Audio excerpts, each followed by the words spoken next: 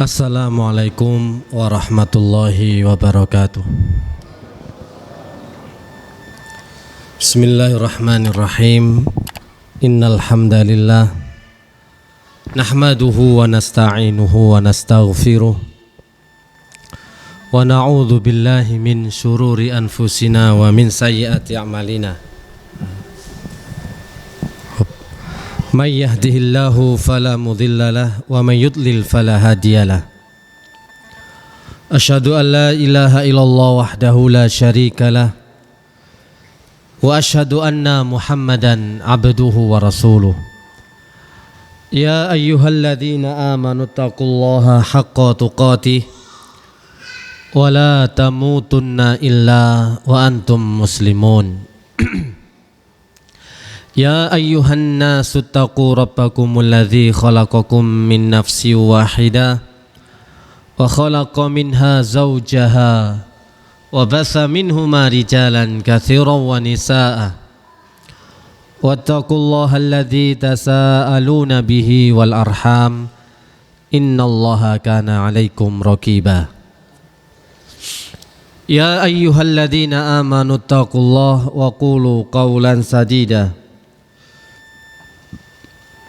yuslih lakum a'malakum wa yaghfir lakum dhunubakum wa man yuti'illaha wa rasulahu faqad faza fawzan 'azima. Amma ba'd, fa inna asdaqal hadithi kitabullah wa khairal hadi hadiyu Muhammadin sallallahu alaihi wasallam wa syarrul umuri muhdatsatuha wa kullu muhdatsatin bid'ah wa kullu bid'atin dhalalah wa kullu dhalalatin finnar. Ikhwani fillah rahimani wa rahimakumullah. Jamaah salat maghrib yang dimuliakan Allah subhanahu wa ta'ala, alhamdulillah, bersyukur kita kepada Allah azza wa jalla yang telah memberikan kita nikmat yang sangat banyak, memberikan rahmat, taufik, hidayah serta inayahnya yang menjadikan kita menjadi hamba yang istiqomah, yang mampu menghamba, memberikan ubudiyah kita kepada Allah, melaksanakan perintah-perintahnya dan menjauhi larangan-larangannya. Salawat serta salam semoga tetap tercurahkan kepada junjungan Nabi besar Muhammad sallallahu alaihi wasallam, kepada keluarga beliau dan juga kepada para sahabatnya serta kepada para pengikutnya yang mengikuti beliau dengan baik sampai hari kiamat. Melanjutkan kajian kita dari kitab Sahih Muslim karya Imam Muslim, ya, yang disarah kurang sini. Oke. Ayo wis. Oke, sip. Tak geser syutingnya enggak? Oh ini. Oke.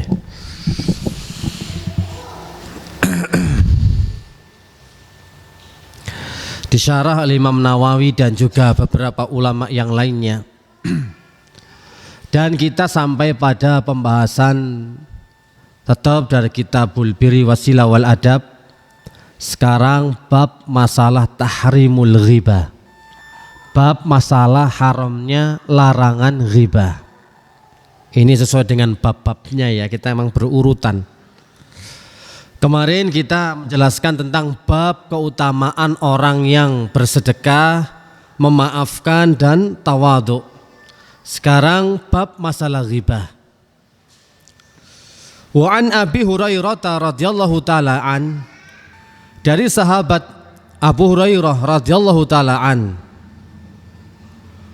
qol, beliau, anna Rasulullah sallallahu alaihi wasallam qol, sesungguhnya Rasulullah sallallahu alaihi wasallam telah bersabda, atadruna mal ghibah. Saat itu Rasulullah bertanya kepada para sahabatnya, Atadruna mal ghibatu, wahai para sahabatku, tahu enggak kalian apa sih ghibah itu?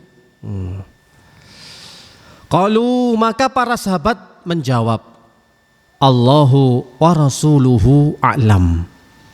Allah dan Rasulnya yang lebih mengetahui. Ini sisi dari ketawaduan mereka para sahabat, yang jika mereka tidak mengerti dan tidak paham terhadap suatu urusan dan suatu permasalahan, maka mereka mengembalikannya kepada Allah dan Rasulnya. Karena agama ini dibangun berlandaskan Al-Quran dan Sunnah, otomatis yang lebih mengetahui Allah dan Rasulnya. Rasulullah menjawab,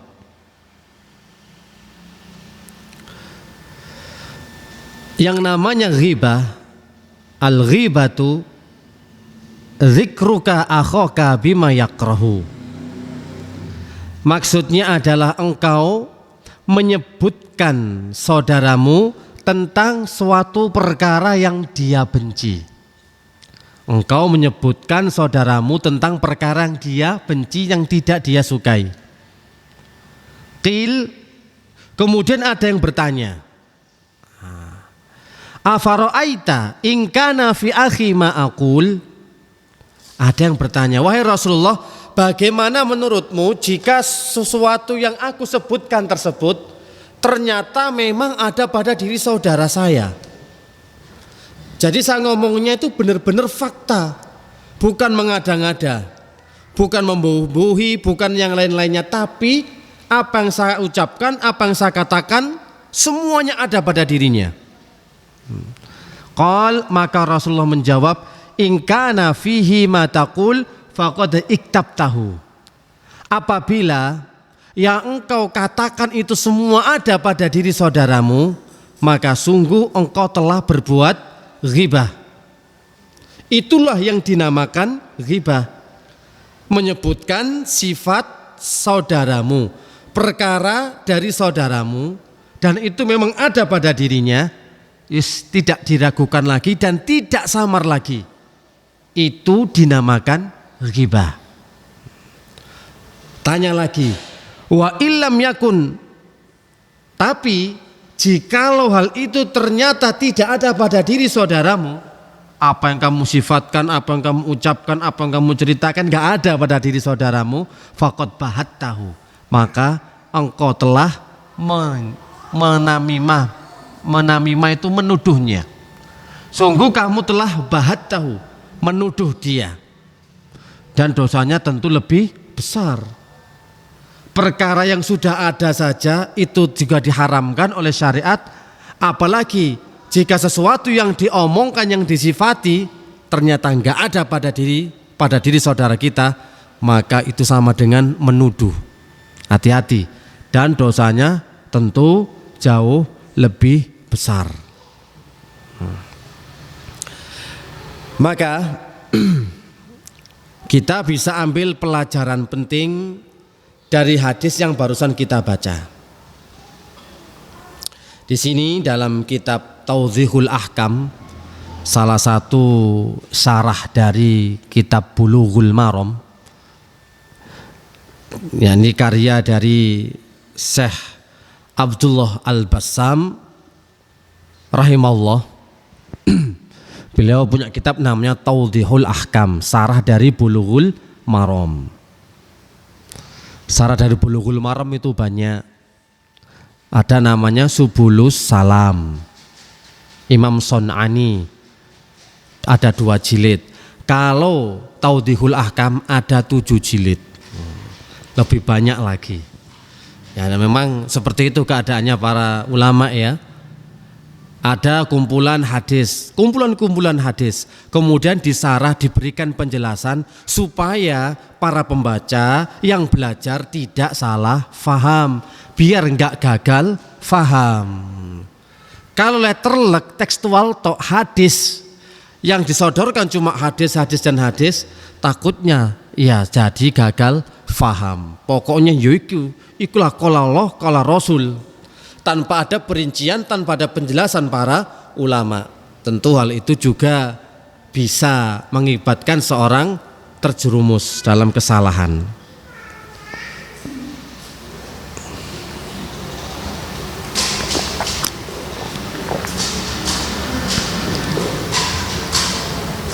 Beliau menjelaskan faedah yang pertama tentang definisi ghibah. Tadi bayyana Nabi sallallahu alaihi wasallam bi annaha dzikruka akhakal muslim bima yakrah.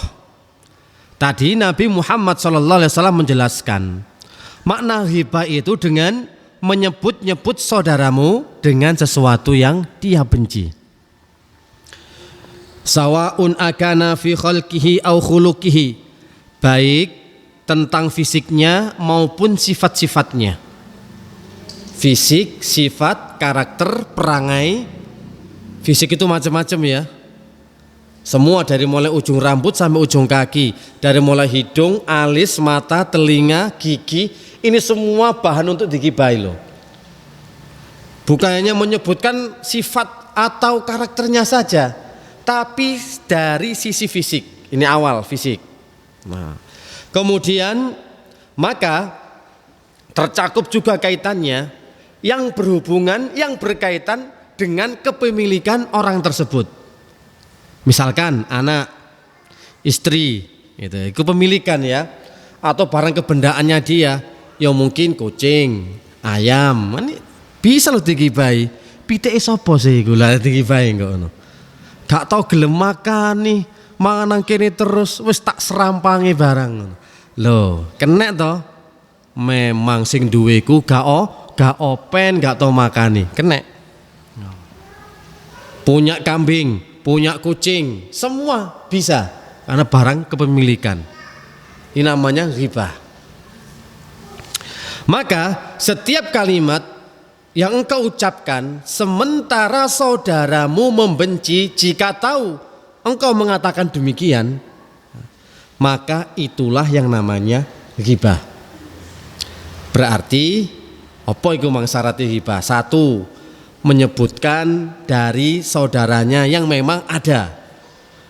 Yang kedua, yakni disebutkan di belakangnya. Yang ketiga, perkara yang ia benci. Berarti sudah terpenuhi 3 syarat orang terjatuh dalam perbuatan ghibah. Jadi yang pertama memang sifat karakter itu ada, disebutkan. Yang kedua, cara penyebutannya bukan di hadapannya, tapi di belakangnya. Di belakangnya loh ya, bukan berarti nanti ada orangnya antum di belakangnya pas ngomongi itu ghibah, bukan. Besik-besik itu. Tak kandani lah, itu besik-besik. Maksudnya tanpa sepengetahuan orangnya. Ghaib, ghibah itu ghaib, tidak ada orangnya. Yang ketiga, perkara itu yang dia benci. Maka keluar dzikroka akhoka. Nanti ada pembahasannya dzikroka akhoka, bahwa yang disebutkan itu adalah saudaramu sesama muslim. Maka yang bukan muslim, kalau kita membicarakan di belakangnya, maka itu bukan termasuk ghibah. Enak toh? Enak. Orang kafir diomongi gak ghibah, Pak. Tapi kalau saudara antum sesama muslim, wow, pertanggungjawabannya besar di sisi Allah Subhanahu wa taala. Dari definisi ini Pak, harus kita pahami, dzikroka akhoka, menyebutkan saudaramu. Berarti kalau musuh nggak apa-apa gitu ya. Maksudnya musuh Islam. Orang yang selain Islam, bukan kok musuh bebuyutan sama Islam. Woi kok musuhku, tapi agama Islam, kan musuh. Berarti nggak apa-apa. Yang gaul itu menyebutkan saudara kita, menyebutkan musuh nggak ada masalah. Berarti musuh digibahi terus, enggak, tetap kena dia. Ini definisinya. Baik dia orang tua maupun anak muda, baik laki-laki ataupun perempuan. Bahkan kata para ulama, meskipun dia masih anak kecil, kalau kita omongin anak kecil itu, tetap antum menggibahi anak kecil itu. Dosa enggak? Ya dosa. Cuma kan nanti ada tingkatan-tingkatannya. Dosa menggibah itu ada tingkatan-tingkatannya. Kalau menggibah anak kecil, dosane dosa kecil. Kalau menggibai orang besar berarti dosanya dosa besar. Orang besar itu bukan berarti orang dewasa, enggak, orang yang memiliki kedudukan yang tinggi yang besar. Presiden, gubernur, pak polisi, ya, kapolres, kapolda, ini semua orang-orang besar. Semakin kita gibai atau semakin besar kedudukan seseorang, berarti semakin besar pula dosanya. Kalau pengen dosa kecil, gibai anak kecil aja. Nah itu anak kecil digibai. Ya itu. Wah cilik ku ngeledes, gak masalah kan dosa cilik gitu. Jadi kadar dosanya seperti itu. Jadi ditanggung tiap orang berbeda-beda sesuai dengan apa yang dia ucapkan atau kepada siapa dia menggibah. Gitu. Ini penting. Namun jika hal itu tidak ada pada diri saudaramu, nah ini sudah termasuk dusta, menuduh. Masih dalam definisi ghibah. Imam Nawawi rahimahullah, beliau juga memberikan definisi yang juga bagus sekali. Nah, beliau mengatakan sini Imam Nawawi, al-ghibatu dzikrul mar'i ma yakrahu sawa'un akana fi badani syakhsi au dinihi au dunyahu au nafsihi au khulqihi au malihi au waladihi au zajatihi khadimihi harakati talaqatihi. Wah banyak. Kata Imam Nawawi, ghibah itu berarti seseorang menyebut-nyebut sesuatu yang dibenci saudaranya, baik tentang tubuhnya, fisik ya tadi dari ujung rambut sama ujung kaki, baik tentang agamanya, duniawinya, jiwanya, akhlaknya, hartanya, anak-anaknya, istri-istrinya, pembantunya, gerakannya, mimik bicaranya, gaya bicaranya, atau kemuraman wajahnya, mencureng, mentendeng, dan yang lain sebagainya yang bersifat mengejek, baik dengan ucapan ataupun isyarat. Yang sifatnya mengejek baik dengan ucapan atau isyarat. Berarti isyarat itu juga termasuk dari ghibah, walaupun bukan ucapan, walaupun bukan perkataan, termasuk di sini. Kan banyak namanya isyarat.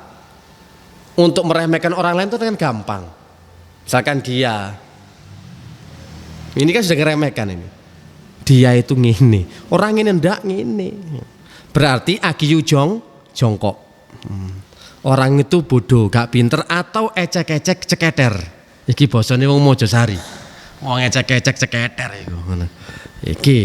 Tapi kalau bahasa isyaratnya pakai dengan jempol tapi dibalik.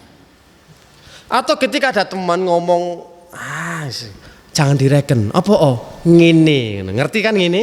Nah, bukan makan ini Pak, bukan. Ngene ku artinya akeh omonge alias ngedabrus.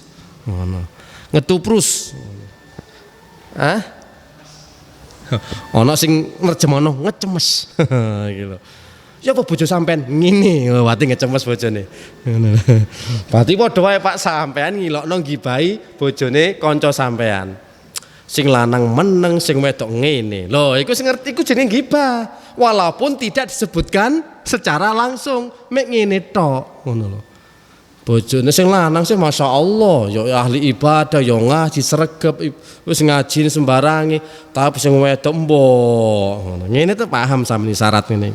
Itu juga namanya ghibah. Yang mengejek dengan ini atau pernah kita katakan dia itu ngene gitu kan. Wis gila, stres, senting. Pokoknya intinya dengan isyarat apa saja yang kita pahami bersama itu juga masuk dalam kategori ghibah. Dari bentuk tubuhnya, agamanya. Ngomong masih sholat subuh kerinan terus hari itu, gak tahu isok tepat waktu, selalu kerinan. Ini juga masalah ibadah. Hati-hati masalah ibadah. Gak tahu ngaji nang dia hari iki yo. Iku kena agama Pak. Duniawinya juga sama. Nyambut gaya mono yamene ke zaman cilianku lho ya. Sampai saiki sik pancet dodol pentol ae. Kan kemajuan. Ke zamanku SD sampai saiki luwawas wong iki. gurune pancet sing dodol pentol pancet. Aku sing ngale tutuk ndi tapi wong iku tetep dodol pentol. Nek kadung jene rezekine nasibe ya. Dodol pentol yamun yamene gak ono kemajuan ya gak dadi jeragan pentol lho pancet ae.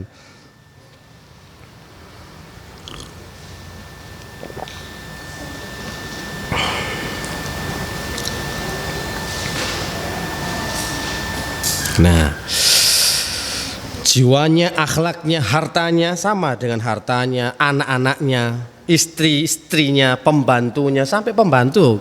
Kalau kita ngomongi ya kena Pak.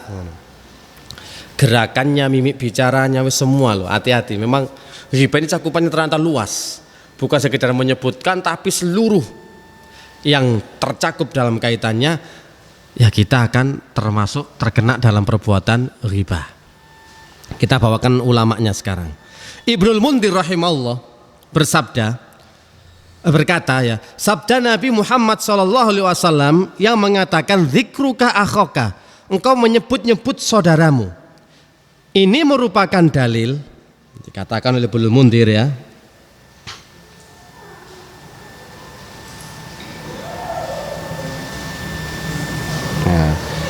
Dalilun ala adami ghibatil Yahudi wa Nasrani wasairi ahlil malal. Maka keluar dari dalil ini dalil bahwa larangan ghibah hanya berlaku bagi sesama saudara muslim. Tidak ada ghibah yang haram untuk orang Yahudi, untuk orang Nasrani dan semua agama-agama yang menyimpang. Demikian juga orang yang dikeluarkan dari Islam yang murtad. Gak ghibah itu Pak. Karena yang disebutkan Rasulullah dzikruka akhaka, engkau menyebutkan saudaramu sesama muslim. Berarti kita kalau katakan orang kafir nanti itu gimana kelak ketika hari kiamat kembali kepada Allah menghadap, pertanggungjawabannya apa ya? Mereka nggak mau sujud, nggak mau tunduk, nggak mau menghamba, nggak mau beribadah. Sudah hancur mereka itu, pasti akan dihinakan oleh Allah. Nggak ada masalah. Atau lagi di dunia, orang kafir ya enak nang dunia neto, delok ae. Mereka akan dibalas di akhirat. Kalau di dunia bebas. Karena orang kafir juga ada yang berbuat baik Pak. Orang kafir juga ada yang berkasih sayang, memberi dengan sesama, memberi binatang, ada kasih sayang, ada rahmatnya. Tapi semua kebaikan yang Loh, kok lepas ini? Gimana ini?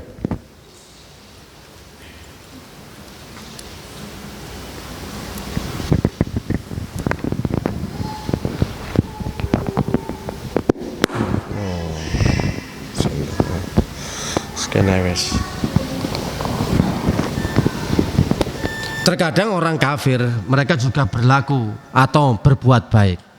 Akan tetapi kebaikan mereka, semua yang mereka lakukan di dunia kontan dibalas Allah. Dibalas kebaikan dengan kebaikan. Karena Allah Maha Adil. Tapi di akhirat nggak dapat apa-apa. Jadi mereka dapat kekayaan, dapat kenikmatan, kehidupan yang enak. Kadang-kadang kita kan berpikir mereka tuh orang kafir yo nggak sholat, yo kafir nggak nyembah Allah, yo maksiat. Tapi kok yo enak uripe, yo soge. Kaya raya mereka kehidupannya. Lihat bagaimana kehidupan mereka. Mobilnya Lamborghini, Ferrari, McLaren. Nah, kemudian vilanya itu 1 hektar. Ya bebas mah mereka. Karena mereka nanti nggak dapat apa-apa di akhirat. Kebaikan mereka semua dibalas ketika di dunia. Maka mengeluarkan dari kata ghibah yang diharamkan itu adalah ketika menghibai selain muslim, itu nggak ada masalah. Sekarang hukum ghibah. Faedah yang kedua, hukum ghibah. Ghibah adalah perkara yang diharamkan. Ibnu Katsir dalam tafsirnya menjelaskan bahwa ghibah itu hukumnya haram. Al-ghibatu muharramun, ghibah itu haram. Baik itu sedikit ataupun banyak. Baik satu kata ataupun berkata-kata yang banyak, sama-sama haramnya. Qaliluhu wa katsiruhu. Ya sama dengan homer ya.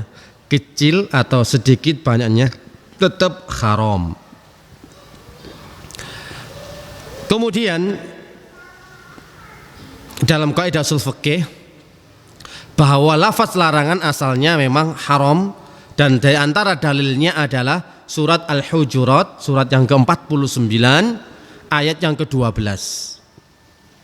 Ya ayyuhalladzina amanu jtanibu katsiran minadh-dhann inna ba'dadh-dhanni itsmu wa la tajassasu wa la yaktab ba'dukum ba'dha ayuhibbu ahadukum ayyakula lahma akhi maitan fakarihtumu.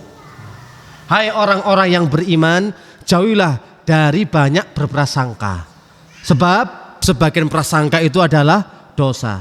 Dan jangan tajassasu, memata-matai saudaramu. Wala yaktab ba'dukum ba'da, dan janganlah kalian menghibai satu bagian dengan sebagian lainnya. Ayuhibbu ahadukum, apakah kalian itu senang, cinta, ayakula lahma akhihi, untuk memakan daging saudaramu maitan, dalam keadaan bangkai. Fakarihtumu, padahal kamu itu benci terhadap bangkai. Wattaqullaha innal tawwabur rahim. Takutlah kalian kepada Allah, sesungguhnya Allah itu adalah zat yang maha menerima tobat dan zat yang rahim, menerima tobat dan maha penyayang. Nah di sini wala yaktab, ada larangan, janganlah kalian berbuat ghibah. Dalam kaidah usul fikih, asal sebuah larangan, al-aslu fin nahyi itu berfaedah adalah haram, yaktadil haram. Asal daripada larangan, aslu fin nahyi yufidul haram, sebagaimana aslu fil amri yufidul wujub. Asal daripada perintah itu berfaedah wajib. Kalau asal daripada larangan itu adalah haram. Dalilnya jelas dalam Al-Quran di surat Al-Hujurat ayat yang ke-12. Allah telah melarang yang namanya perbuatan ghibah. Sampai diumpamakan kalian itu seneng tah kalau memakan daging saudaramu dalam keadaan bangkai. Padahal kalian itu loh ya juga benci, jijik dengan daging bangkai. Maka dari situlah ghibah dikatakan haram. Kemudian Imam Al-Qurtubi juga menukilkan sebuah kesepakatan para ulama. Ajma'al ulama annal ghibah min kabairid dunub. Para ulama telah sepakat bahwa ghibah termasuk dari dosa-dosa besar yang wajib bagi pelakunya untuk bertaubat. Wajib taubat.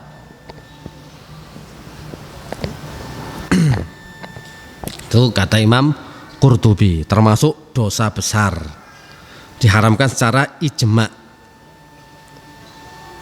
Tidaklah suatu perkara itu diharamkan melainkan mesti sana pasti ada bahaya yang besar, mudarat yang besar, dan ada pula maslahat yang besar pula ketika menjauhi perbuatan itu.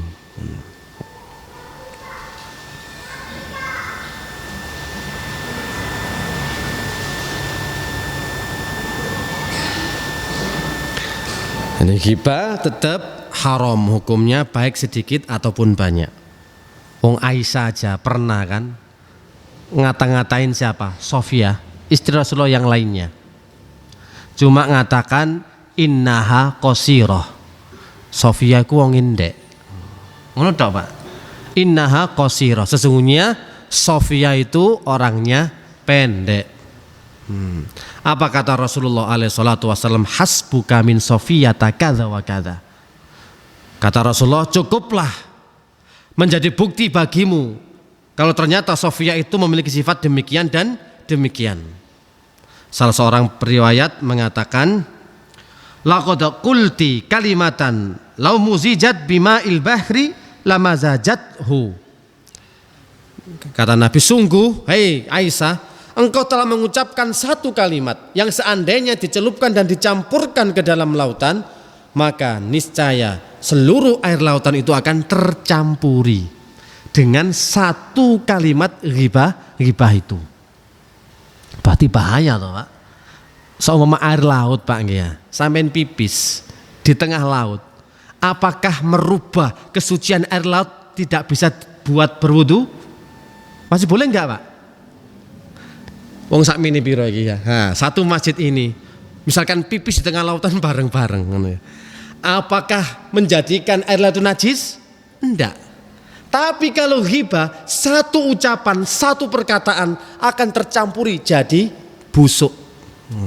Saking dasarnya dosa ghibah. Bayangkan ya. Gara-gara cuma ngomong Nabi Sofia Kundek, ya memang apa ya, ada sedikit kompetitor itu, Pak, ya, biasa kan gitu. Memang Sofia orangnya kan cantik gitu ya. Jadi ini kelihatannya kok paling anu ya, maksudnya dijatuhkan Sofia Kundek. Makanya kan ketika Rasulullah nyebut Khadijah, kan diomongi Rasulullah nggak ada perumpamaan yang lain tah, si tua itu aja yang disebut-sebut. Loh, nggak terima, dilokno si tua, orang tua itu aja. Ngamuk Rasulullah, cukup Aisyah cukup. Karena dari dialah anak-anakku lahir. Nggak ada semua istri Rasul yang melahirkan kecuali dari Khadijah. Biasa itu. Hati-hati yang sudah punya ya, punya banyak ini. Tapi ya kayaknya masih, Masya Allah, masih istiqomah. Kelihatannya luar biasa. Pertahankan, Pak, pertahankan. Sebab ini bisa menjadikan rumah tangga juga bertahan ini, Pak. Kalau tambah lagi, wah ruwet lagi ini. Engko saling ngibahi. Masane gak enak ngono ya, mbok kono ya, ngono kok. Jadi kita bisa mengukur sekarang. Jika satu perkataan yang dikatakan oleh Aisyah radhiyallahu taala anha berupa cuma mengatakan pendek, itu aja sudah parah. Dan itu ternyata bisa menjadikan seluruh air di lautan itu menjadi busuk karena satu ucapan ghibahnya.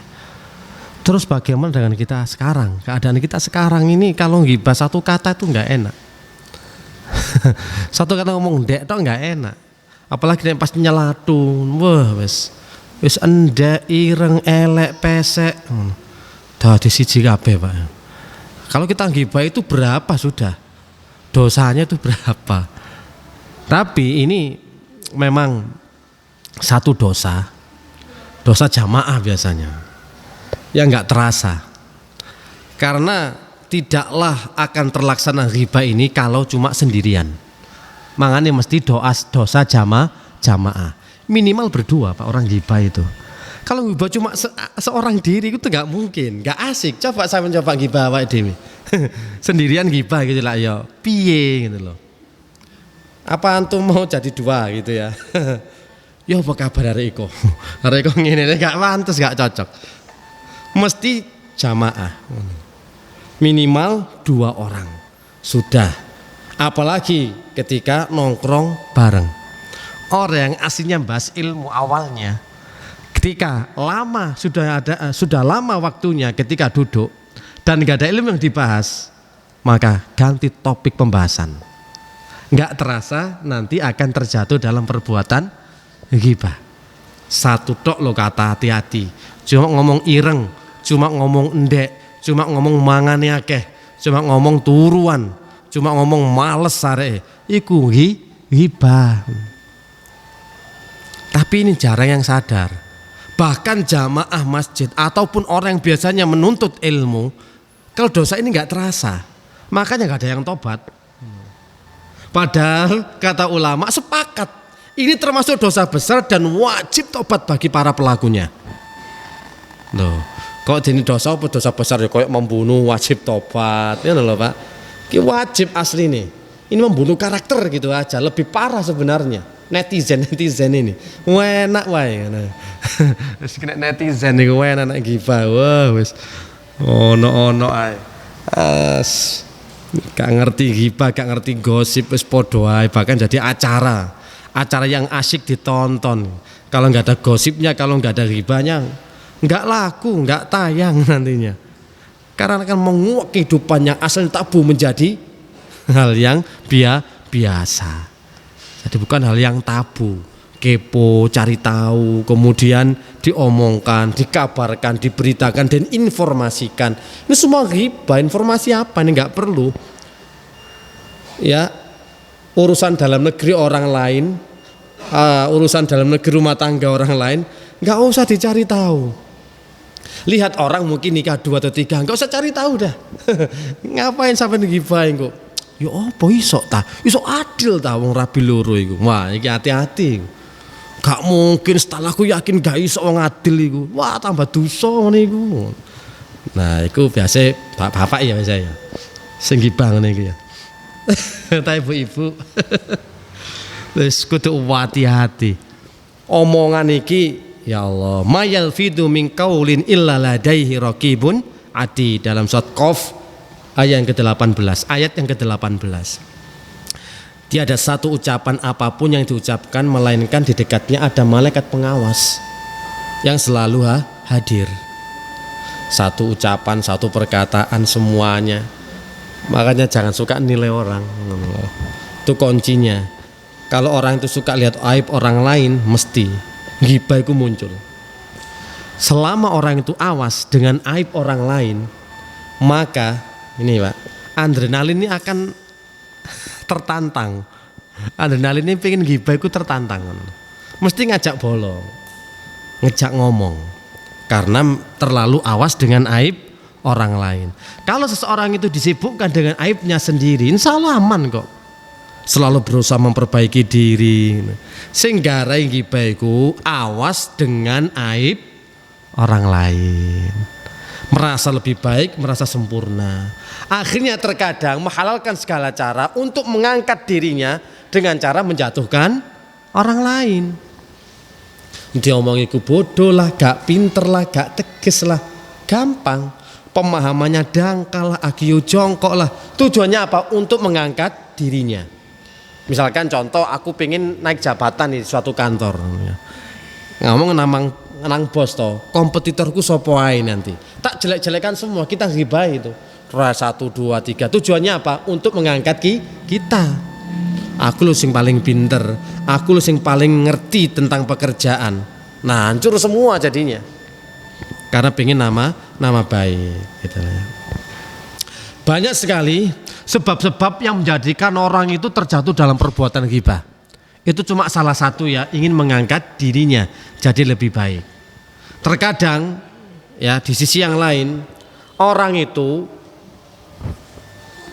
ada kecenderungan ghibah itu biasanya ketika lagi marah, lagi ada konflik, marah, nggak akan puas, nggak akan lega kalau nggak nggibahi musuhe. Iki roto nih Pak, roto. Misalkan saya ini ada konflik dengan Pak Agus nih ya, gara-gara apa nggak tahu lah. Misalkan konflik, wis namanya konflik salah paham, wah wis di forum iku mang entek nang Pak Agus. Aku kalah Pak. Pak Agus ku pinter Pak. Pinter molak-malik omongan, yo pinter ngakal, yo pinter alasan. Aku kelakep gak iso apa-apa. Aku soalnya saya dalil Quran Sunnah qala Allah qala Rasulullah. Iki Pak Agus pinter Pak. Wow, sing ndoko dawuh dan lain sebagainya tahu Pak. Romo kula dawuh saged dhek. Langsung kula mau wangkel Pak. Nek sing ngangkel ya apa? Mesti ngibahi Pak Agus. Golek bola aku Pak. Bro ya apa bro Mas Agus itu. Ternyata ngono ya kartune ya. Wah. Apa kartune? Asapa simpati? Wah tak AM3 ngono. Gak ono kartune gak nyongko aku ternyata ngono wong iku. Dielekno Pak Agus iku. Biyen kok dulur ambek aku mangan bareng, turu bareng, adus gak bareng. Semua bareng ngono. Ternyata menikam dari belakang. Ngenteki Pak Agus aku, Pak. Nek gak ono gak lega aku. Cuk mau mangkel cuk montok-montok ini gimana dodo. Panas rasane mari kalah debat nang forum. Jelas golek bola aku. Langsung telepon. Ngandani koncone, "Ya apa iki? Ya apa iki, Bro? Ya apa, Bro?" Wis talah ghibah kabeh dikandani nek Pak Agus ku elek. Pak Agus padahal kipas-kipas cari angin, Pak. Sewantai turu mangan kan omahe pacet enak. Hawane. Mangan turu. Wah, aku panas Pak ono Sidarjo kono. Wis pendek panas hawane wis. Makanya aku tambah akeh oleh dosa, Pak Agus malah mangan turu, ya rugi aku. Tapi Pak Agus entek dosane digibahi. Aku sing tambah terbakar. Itu biasanya, Pak. Kalau sudah konflik, kalau sudah pengen marah, maka marah itu tidak bisa terobati kecuali dengan ghibah. Enak nek ghibah itu, Pak, tenanan.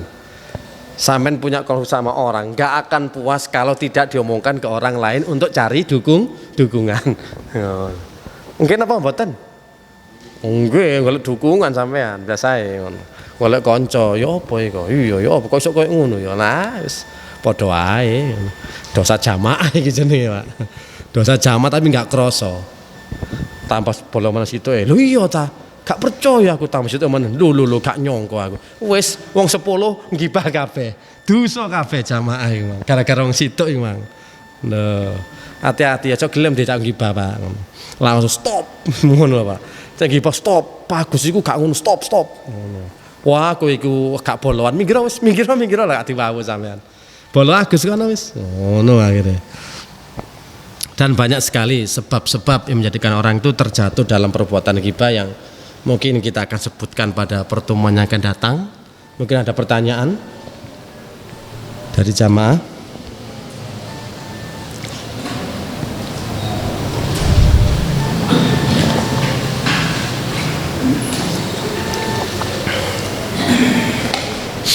Sampun mboten enten?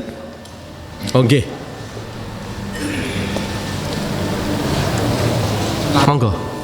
Misal kalau kita kan ngomongin orang ya, tapi untuk memperbaiki diri kita diskusi, misal berdua sama istri itu ngomongin orang lain, ngomong kehidupan tangga misalnya gitu Pak. Tapi terus untuk perbaikan terhadap keluarga kita itu gimana? Oh, untuk tolak ukur gitu ya. Lah niku lho tanggamu iku lho, ruwet koyo ngene iku. Nah, ngene iku ya, misale ngono. Sampe njok koyo ngono ruwet pisan kok ngono. Asine iku kadut ngibah, Pak. Ya iya wong tanggane gak lapo-lapo, diruwet-ruwet. Ya kalau kita ngasih ya yang lainnya lah gitu. Maksudnya ya akeh Dik ngene iku Dik. Kene ya apa ya? Banyak contoh. Carane njaluk penghalalan, Pak. Pak, Bu, sepurane wingi sampe tak gawe contoh kanggo bojoku cek paham ngono lho.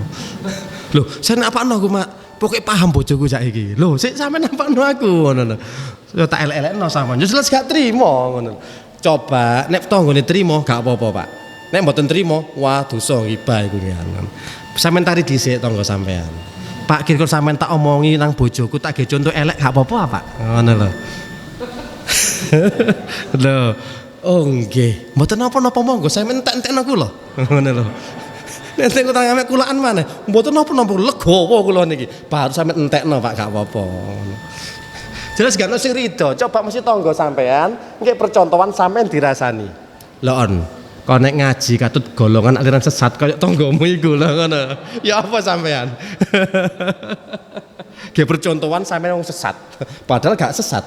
Nggih contoh yang ngono sampean mungkin ku urut padahal gak ruwet, ketok-etok ruwet. Padahal yo gak ngerti kan ya. Gitu loh. Hati-hati dengan permisalan ya, permisalan iki repot iki, Pak. Permasalahan kalau sudah di dalam Al-Qur'an, wah, memang kita ambil ibroh. Kita harus pinter-pinter belajar lah untuk cari permisalan ini. Yang bagaimana kita nggak merugikan dan juga wis repot orang itu untuk lepas dari ghibah itu ternyata susah loh, Pak. Wangel abot pol. Tapi gak tau tobat, enggak kroso. Gak popo koyoke. Koyo aneh tok, tapi kira-kira diposisikan. Kita mau enggak dijadikan percontohan sama tetangga kita? Kalau kita enggak mau, berarti mereka juga enggak mau, enggak ridho. Berarti adalah perkara yang mereka benci. Kalau satu itu dibenci, maka kita terjatuh dalam perbuatan ghibah. Seru iki wacane, Pak. Insyaallah nggih, kita lanjutkan pada pertemuan yang akan datang. Subhanakallahumma wa bihamdika asyhadu an la ilaha illa anta astaghfiruka wa atubu ilaik. Wassalamualaikum warahmatullahi wabarakatuh.